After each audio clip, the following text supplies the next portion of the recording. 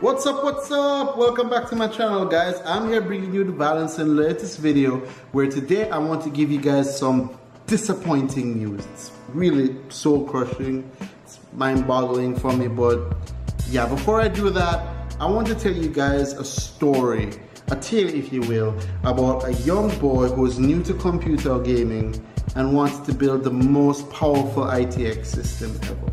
And the tale is about a young boy named Richie. No hints, it's me. Now Richie was seriously tired of playing on consoles, so Richie decided to hop into computer gaming and build a system that was the most powerful computer at the time, with its current form factor into consideration, that will basically slay any game that's thrown at it. So Richie bought an ITX system that was not only water cooled but came with an Intel i7 6700K processor. It came with a GTX 1080 graphics card, 32 gigs of RAM, I know it seems like overkill, two 1TB SSD hard drives in RAID 0, and one M.2 hard drive which was a 256 gig for its OS. Now, all of this was very expensive, but when Richie bought all these parts and he built his computer, he was very happy. He rejoiced. He told his wife, and promised his wife, mind you, that he would never ever need to upgrade this computer for the next 3 to 5 years. Oh boy, was Richie wrong. Richie's computer soon became obsolete. With the announcement of Intel's i7 7700K, which was supposed to be the successor of the 6700K, Richie thought, oh no, my processor went obsolete. Not to worry, the i7 7700K is only a minor upgrade to the 6700K. It doesn't offer that much in terms of, new features. The only thing it really has is a slightly higher clocked core bump. So, fine with that. Then shortly after the GTX 1080 Ti came out, Richie thought, oh no, my graphics card was obsolete. Kinda is, but regardless, the 1080 is still a very powerful card. It can still play most games at 4K nowadays, and with slight overclocking, who knows what it could do in the next couple of years. But regardless, the 1080 is still a very good card. Then Richie heard about Ryzen coming out afterwards. He thought, oh no, is my processor becoming obsolete again? Doing some benchmarks, he found out that AMD's Ryzen is a good CPU, but it doesn't really make his current CPU obsolete for what it does. The i7 6700K is still better than a lot of what Ryzen has offering in terms of gaming. In terms of gaming, don't kill me AMD guys. In terms of gaming, and this was a pure gaming build. So Richie felt fine. He didn't see the need to update his computer for any time soon, because everything that was coming out when it came to what he built his system for wasn't really needed. He didn't see anything that was significantly better than what he had currently. That was until AMD announced Coffee Lake. But before we get to Coffee Lake, let's talk about Kaby Lake X. When Intel announced Kaby Lake X, again Richie thought, oh no, this is Intel making my processor obsolete. However, what I realized is that Kaby Lake X, to me, is just pure garbage. It's enthusiast grade stuff that most people will go, oh look, I have $2,000, let me buy a CPU. That doesn't appeal to most people in the consumer market. Having that would make your system look flashy, yes, but for someone like me who just wants to build a system capable of gaming, Kaby Lake X doesn't offer anything significantly better than what the 6700K has when it comes to gaming. When it comes to rendering, however, different story. When it comes to gaming, yet again, 6700K is better. So Richie thought, okay, doesn't make sense to spend money on overpriced garbage anyway, Let Terry Crews show off his new Kaby Lake X build, whatever, I don't care. So, back to Coffee Lake X. When Coffee Lake X came out, or Coffee Lake, sorry, came out, Richie thought, what does this mean for me? Is this something that I can upgrade to in the future? Will my current, setup allow me to upgrade to Coffee Lake? So Richie went and asked questions. And when he heard the answers to said questions, he felt happy. He thought, wow, this is something that could be entertaining. This could be something that I could actually get. When he asked what about the socket, he was told that Coffee Lake X would be on the 1151 socket, which is the same socket as the current board he has, the Z170 board.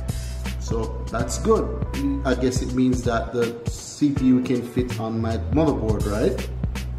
When he heard about the pricing, it was told to be not much more than the current i7 lineup. This again is good.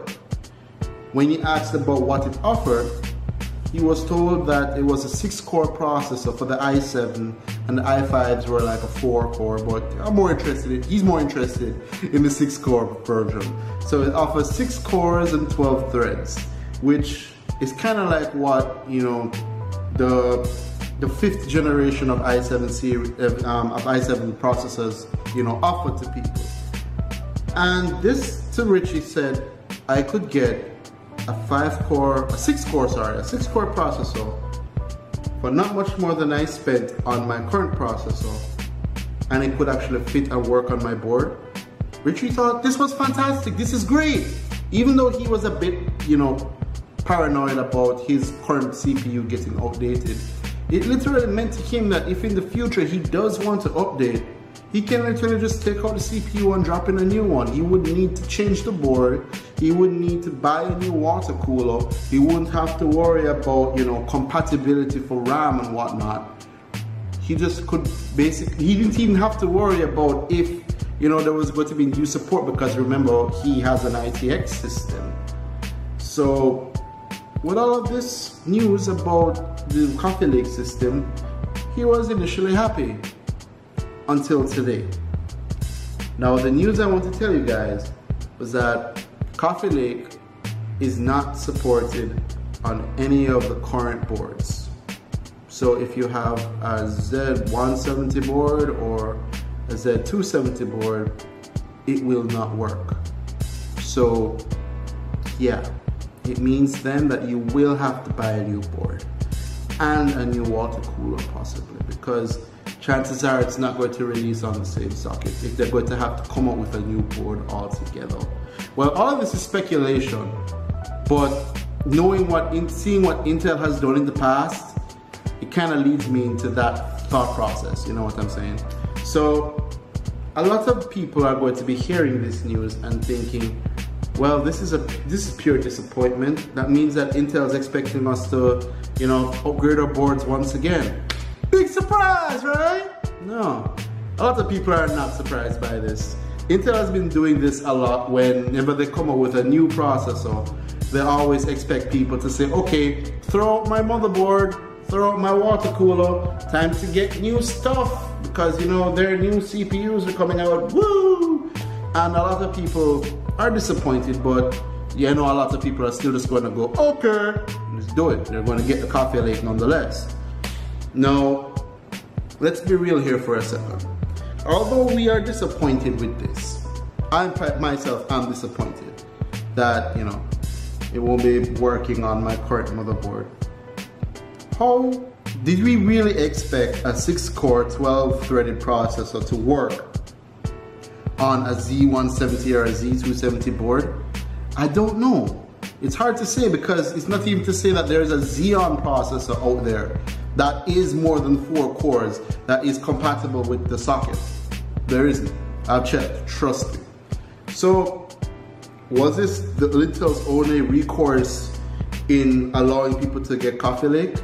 Is it that the only way to get Coffee Lake, we had to upgrade the architecture, we had to change out the chipset, we had to build a new socket that supported this processor because the old ones just wouldn't work? I don't know. I would like to think that way, because I don't want to hate on Intel. I'm not trying to be biased towards them or against them, but regardless of what happens, I just bought my 1700X off of Amazon, so makes no difference to me really. I mean, if my processor goes obsolete, which it won't for another, what, 4 years, 5 years, then I probably guess then I'll have to update. I guess by then, you know, DDR5 will be out, and you know, PCI X3 will be, you know, the mainstream instead of PCIe 16.2. But who knows? We'll just have to see what happens in the future, right? I guess that's what we all have to do, play the waiting game.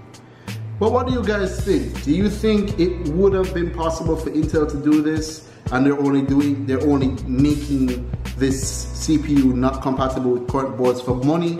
Or do you think that, you know, they're legitimately trying to build a new architecture to benefit the mainstream consumers?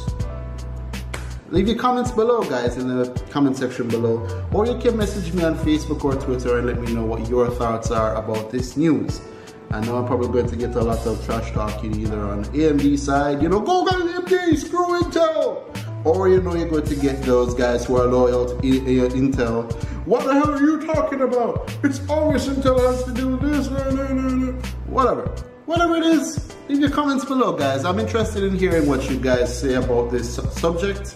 I mean, I'm open to dialogue on any end. I mean, it's something that affects all of us computer guys, right? So yeah, thanks for watching this video, guys, and until next time,